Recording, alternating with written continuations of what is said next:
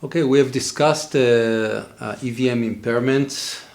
We talked about the classical impairments. Then we had mentioned the reflection EVM impairment in wideband and high frequency applications.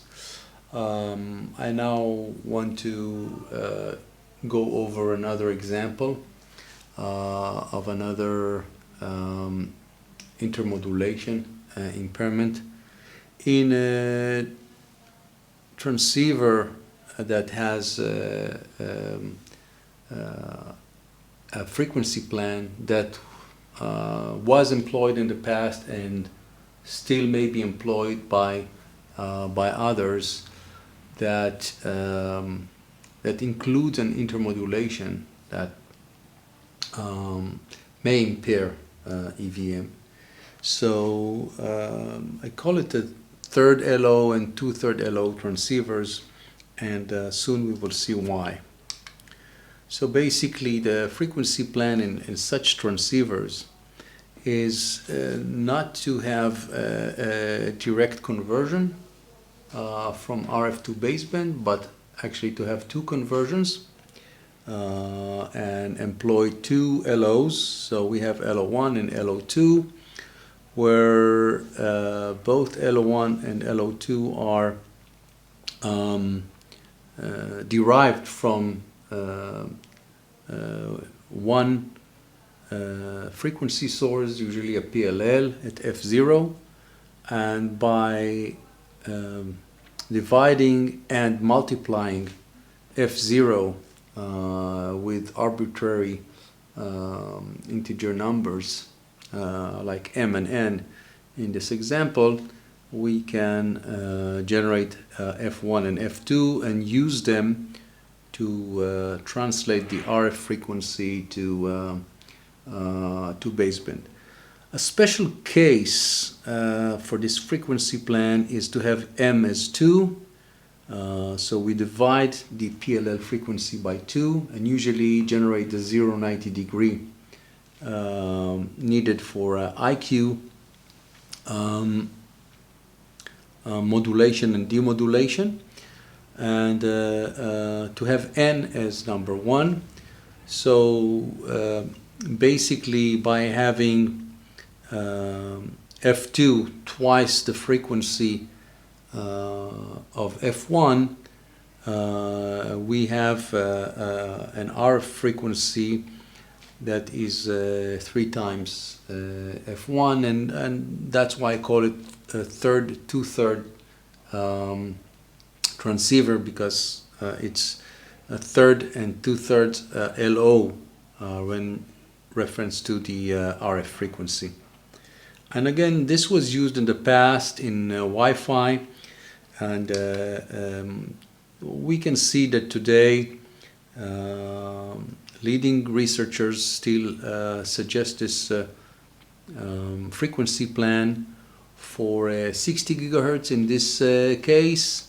So we can see that there's an LO frequency that is used to have a first down conversion in this receiver example, and then this LO frequency is divided by 2 to generate the I and Q to have the second down conversion to baseband.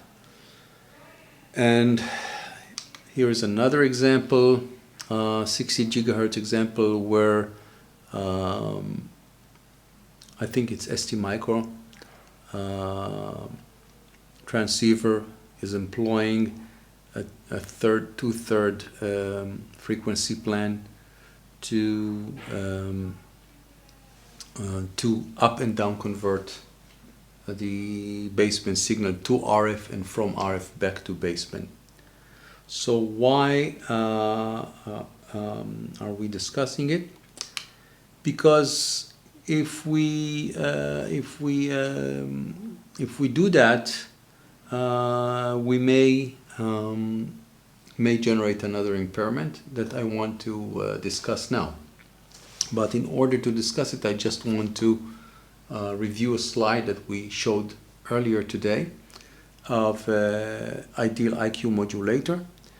And of course, we show this, and we saw that the IQ amplitudes are up converted to RF around the center frequency, and the information of I and Q is included in the two sidebands, the upper and the lower sideband. And of course, when we do that, we don't expect to have intermodulations, but they exist. So let's see what happened with the third and two-third frequency planning. So here we added the second mixer that has an LO of 2/3 FRF, and this second mixer should take the first IF signal, which was at FRF over 3, and up converted to the RF frequency using a 2/3 FRF LO, and that is described in the blue signal. However, this second mixer in this frequency planning also have an intermodulation of twice LO frequency minus 1 time the IF frequency, and this intermodulation falls exactly in the same bandwidth of the wanted signal, but actually it's a mirror. So basically, it impairs the total signal, the RF signal, at the output frequency. However, we know the content of this impairment, and so later on we may have a means to get rid of it.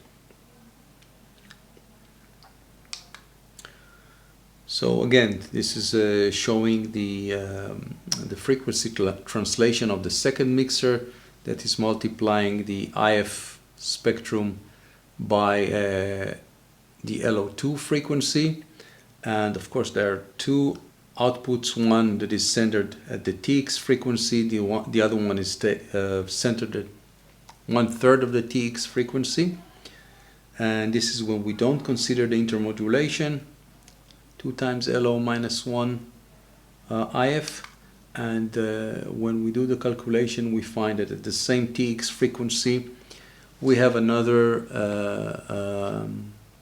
component of the spectrum that is falling on exactly the same bandwidth, but with the mirror bandwidth. So these two signals definitely, the red signal definitely impair the wanted signal, but luckily enough we know this impairing signal, and the content of this is very easily calculated, as we can see here from the trigonometric expressions.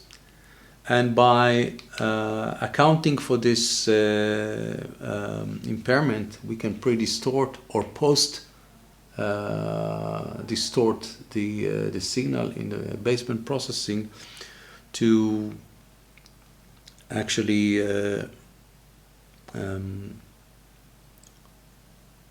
reveal the original information that we transmitted. So here again we see that we get the two signals one on top of the other, but we can use a pre-distortion, post-distortion to differentiate them. This example, I think, is the end of the presentation, and hope you enjoyed it. It was intended to give some basics in EVM, and I hope it served the purpose well.